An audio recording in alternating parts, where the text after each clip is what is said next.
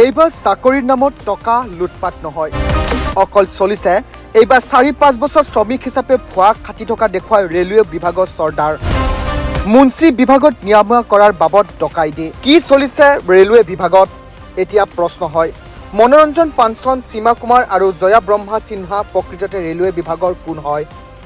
এখেতসকলৰ নাম লৈ বৰ্তমান ৰাজ্যত কি চলি আছে? হয়, আপুনি ঠিকেই শুনিছে। এই দুগৰাকী পুৰুষ মহিলা তেজপুৰ চহৰৰ কলিবাৰী নিবাসী ৰূপজ্যোতি বৰা ওৰফে জিন্তি আৰু লগত তেখেতৰ স্বামী প্ৰমোদ ৰয়। এই দুগৰাকী এটা ঠগ প্ৰবঞ্চক দালাল চক্ৰৰ লগত জড়িত আৰু এই দুগৰাকী নিজেও দালাল। কাৰোবাৰ পেমেণ্ট ক্লিয়াৰ আছেনে নাই তেতিয়া মই ভাবিছোঁ যে বিষ্টক মই সোমাই দিম, তেতিয়া বিষ্টই পইচা পাতি ৰেডি কৰিব, মই সেইটো ভাবি আছোঁ। সিহঁতিওতো নামানিব ন, কাৰণ মোকতো যিমানখিনি টকা দিছা মই স্ক্ৰীনশ্বট মাৰি বা যি কৰি দিছা তোমালোকে ময়ো তেনেকৈ পঠাই দি আছোঁ। এতিয়া মোক বিচাৰে যে অৰিজিনেল ফেক্ট দে, তই দিয়া পইচা নালাগে।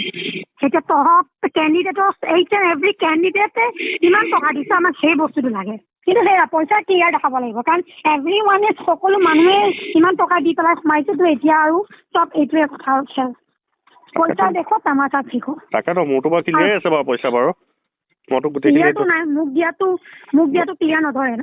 নহয় সেইটো ক্লিয়াৰ নহয়, আপোনাৰ ধৰক এইটো পাবলগীয়াটো বাৰু এইটো আছে, ধৰি লওক এইটো হেৰি কৰিছিলে তেতিয়া এইটো হেৰি কৰি যাব। এতিয়া মানে নামানে, ঠিক আছে মইতো চাকৰি নিদিওঁ, মই দিম জানো চাকৰিটো মই নিদিওঁ। জুলাই মাহত সোমোৱাবিলাকক জবৰদস্তি কৰি সোমাই আছোঁ। তুমি দিছিলা পইচা কেতিয়া, তুমি সেইটো হিচাপ কৰি ল'বা। এতিয়া মই জবৰদস্তি কৰি পেলাই তোমাক সোমোৱাই আছোঁ, তো এইটোতো পইচাটো দিবই লাগিব, অফিচত ল'ব। পইচা আপুনি পাবলগীয়া পইচাটো সেইটো বাৰু পাবই আপুনি। মোৰ পইচা বুলি নহয় আৰু হেৰি বিশ্ব, মই মানে কি জানা, যদি নাম আছে পইচা লৈ যাবা, গুদামত দি দিবা, সোমাই যাবা, বাছ খতম আৰু। ৰূপজ্যোতি বৰা ওৰফে জিন্তি নামৰ মহিলাগৰাকীয়ে নিজকে ৰেলৱে বিভাগৰ কৰ্মকৰ্তা বুলি ভুৱা আই কাৰ্ড বেগত দেখুৱাই জোৰ জবৰদস্তিৰে লাখ লাখ টকা সংগ্ৰহ কৰি ৰেলৱে চাকৰি নিয়মীয়া বাবদ ভাবুকি প্ৰদান কৰি আহিছে।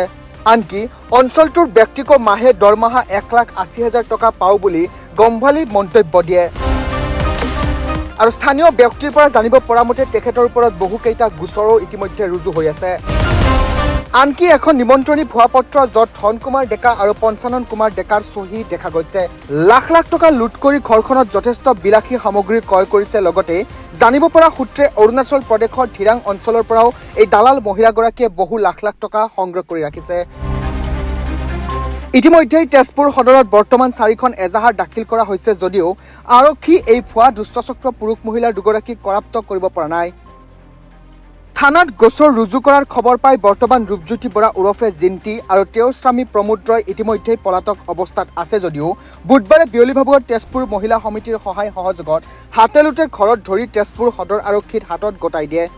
এই মহিলাগৰাকীয়ে প্ৰায় 13 বছৰৰ পৰা এনে দুষ্কৃতি কৰ্মত লিপ্ত থকাত আমাৰ সাংবাদিকে যোৱা এপ্ৰিল মাহৰ পৰাই অকলে অভিযান চলাই দুষ্টচক্ৰৰ দালাল মহিলা আৰু প্ৰমোদ ৰায় সকলো তথ্য পোহৰলৈ আনিছে। ফোন কল ৰেকৰ্ডিঙতো বহুখিনি তথ্য গম পোৱা গৈছে আৰু মেছেজৰ তথ্য অনুসৰি সকলো পোহৰলৈ আহিছে। যোৱা 30 এপ্ৰিলত মহিলাগৰাকী আৰু লগত তেওঁৰ যি ইউনিয়নৰ সন্থা তেজপুৰ আদালতত ৰটাৰী কৰিবৰ বাবে আহে যদিও মহিলাগৰাকীয়ে মিছা অভিযোগেৰে পলায়ন কৰে আৰু সকলোৰে আগত তেজপুৰ আদালতত স্বীকাৰ কৰে যে মই টকা লৈছোঁ, কিন্তু কাক দিছোঁ মই ক'ব নোৱাৰোঁ। এতিয়া প্ৰশ্ন হয় যে দৰিদ্ৰ পৰিয়ালৰ পৰা লাখ লাখ টকাসমূহ এনেকুৱাকৈ কাক দিলে য'ত উল্লেখ কৰিব নোৱাৰে।